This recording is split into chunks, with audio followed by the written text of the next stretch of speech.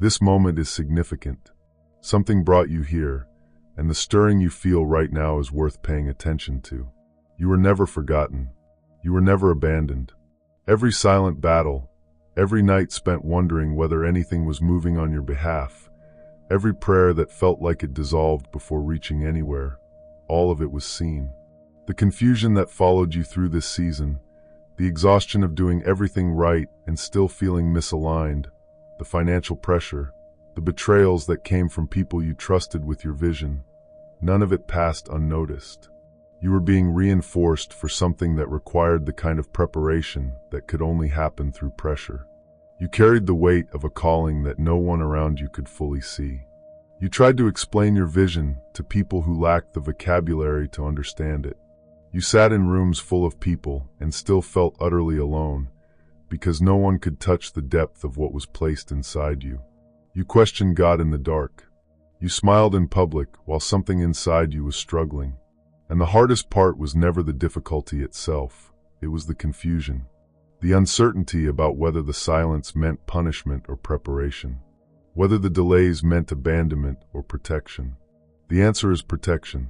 What felt like waiting was your spirit being built for something that could not afford to arrive before you were ready to hold it. Reassignment does not mean correction.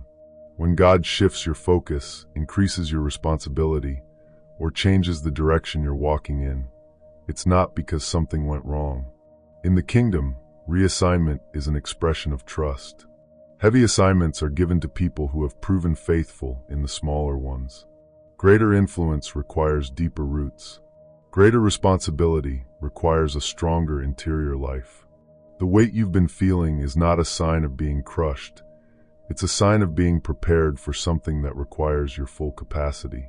What you're sensing right now, the pressure, the urgency, the inner stirring that won't settle, is purpose asking to be released. The reason certain things no longer fit your life is that they were never meant to travel into the next season with you. The reason comfort has lost some of its appeal is that clarity has become more important than ease. God is not punishing you for where you've been. He is recalibrating you for what comes next. The first thing heaven is speaking over this season is the end of scattered focus. The assignment ahead is singular. What once seemed like balance, maintaining multiple directions, keeping options open, tolerating distractions as harmless, has now become a liability. What you permitted before will delay you now. This is a season of obedience, and obedience has a specific shape. It means doing what was asked, without negotiation, without delay, without the kind of hesitation that masquerades as wisdom. Luke 12 verse 48 makes the principle plain. To whom much is given, much will be required. That is an explanation, not a threat. Increase carries expectation. Favor carries responsibility. Elevation demands maturity. Within the coming weeks, the specific nature of your assignment will become undeniably clear. The fog of the previous season will dissolve. You will know exactly what you are being called to do, not because someone handed you a map, but because the voice guiding you will become impossible to misread.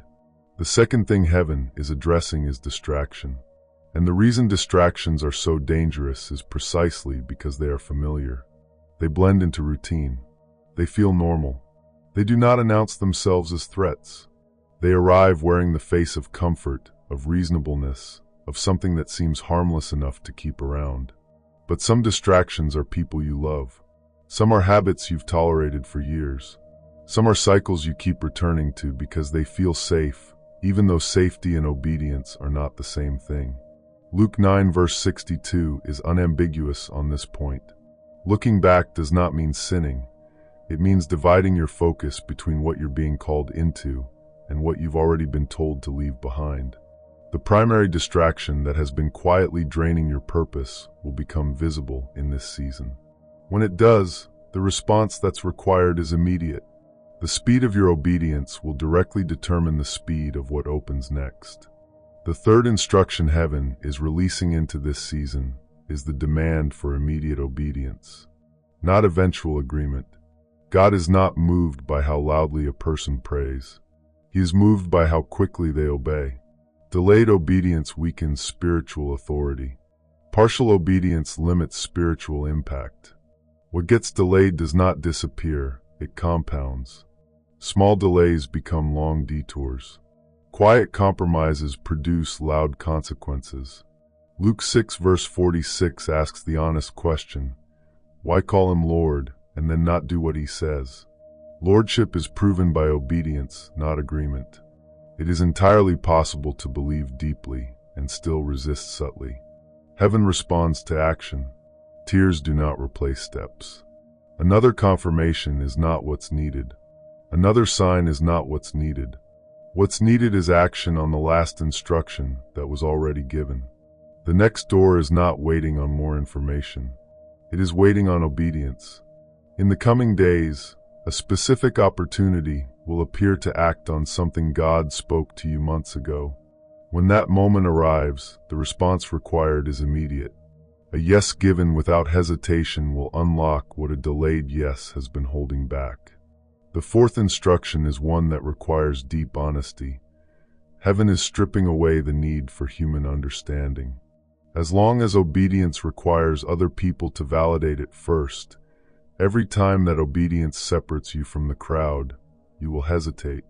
God is building in you the capacity to move without explanation, to stay anchored when affirmation is absent, to obey without defending the decision to people who were never assigned to affirm your purpose. Not everyone will be comfortable with where you're going. Some will misread your focus as distance.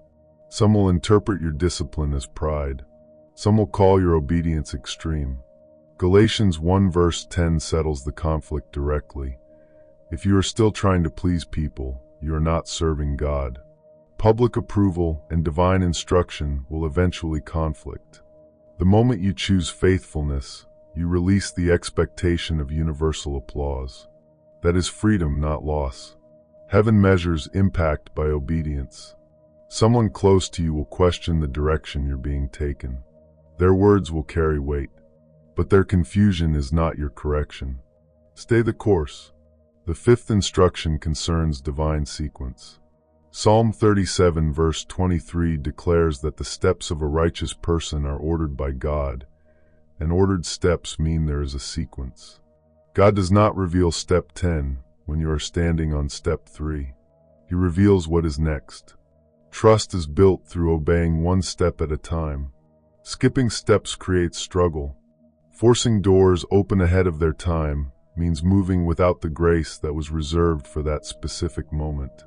God's order is protection. Every step carries the grace for that level. Skip the step and you skip the grace. From this point forward, the focus is obedience. Outcomes are God's responsibility. Obedience is yours. When you obey, He handles resistance, timing, provision, and confirmation. Proverbs 3 verses 5 to 6 says it plainly. Trust in the Lord with all your heart. Lean away from your own understanding. Acknowledge Him in every direction you take, and He will make your path straight. Within the coming weeks, the first evidence of divine ordering will become visible. A door will open that you did not knock on. A connection will appear that you did not pursue. A resource will arrive that you did not request. That is heaven confirming that the sequence has been activated. The sixth instruction is about scope. Your obedience is bigger than your immediate life. What you do in this season will echo far beyond what you can currently see. Esther 4 verse 14 speaks directly to this. You were positioned intentionally for a specific moment in time, and your assignment is not only personal, it is generational. The patterns that have plagued your bloodline, cycles of poverty, broken relationships, recurring confusion about purpose, those cycles can end with you. What you obey today will open doors your children will walk through. Strangers will trace healing back to the moment you stopped hesitating. Isaiah 43 verse 19 declares that God is doing a new thing, and that new thing springs forth through obedience. Through your simple, immediate, wholehearted obedience. Before this month ends, confirmation will arrive that your obedience has already shifted something in the spiritual realm that reaches beyond your immediate circle. The seventh instruction is the one that sustains everything else: discipline. Emotion fades. Fire without structure burns out. God is calling you into a disciplined walk. Discipline in thought, discipline in speech, discipline in time, discipline in obedience. 1 Timothy 4 verse 7 commands it directly. Train yourself toward godliness. You may feel unqualified. God qualifies the called. You may feel weak. His strength reaches its full expression in weakness. You may feel alone. Heaven stands behind every act of obedience. Joshua 1 verse 9 promises that God goes with you wherever He sends you. He does not send people ahead of Himself. If He assigns you, He equips you. If He demands obedience, He supplies the grace to carry it out. 1 Thessalonians 5 verse 24 seals it. He who calls you is faithful, and He will do it. Your only work is alignment. God takes care of the rest. Before the acceleration manifests, your resolve will be tested. A distraction will arrive that is so familiar, so comfortable, so reasonable in appearance that it will seem like wisdom rather than a threat. Heaven is speaking this warning now so you recognize it when it comes. The test is proof that the reassignment is real. Every genuine assignment attracts opposition. Every authentic calling generates resistance. Proverbs 14 verse 12 warns that there is a way that seems right, but leads somewhere you never intended to go. In this context, that means wasted potential, delayed purpose, a calling left unfinished. When the test arrives, and it will, remember what was spoken to your spirit here. Your obedience is urgent. The enemy does not need to destroy you when he can simply redirect you by a few degrees. A slight turn in the wrong direction can place you miles from where you were meant to be. Pass the test in obedience and watch what God does next. On the other side of this obedience, something extraordinary is being released over your life. Financially, doors that would have required years of effort will open through single acts of obedience. Heaven funds what it initiates. Deuteronomy 8 verse 18 declares that God gives the power to create wealth in order to establish His covenant. Relationally, the connections that drained your focus are being removed, and divine relationships are being positioned to enter your life at exactly the right moment. People who will sharpen your assignment, who will carry weight beside you rather than compete with your calling. Physically, healing is moving through your body. That symptom that resisted explanation, heaven is overriding it. That chronic fatigue that became your daily normal, God is lifting it. Mentally, the torment is ending.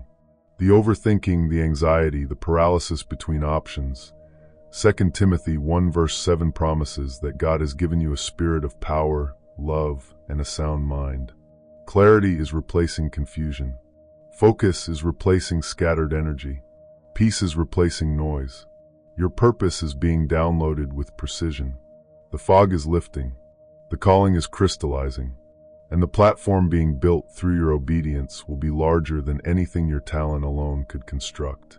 The version of you that emerges from this season, stronger, sharper, more aligned, and more dangerous to the enemy than you have ever been, will walk into rooms and the atmosphere will shift.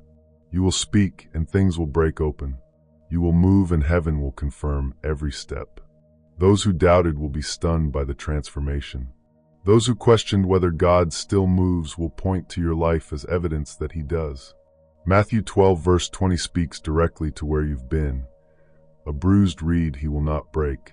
A smoldering wick He will not quench. You are the bruised reed. You are the smoldering wick. Heaven refused to let you go out, and now your flame is preparing to roar. He who calls you is faithful, and He will do it. Your assignment has begun.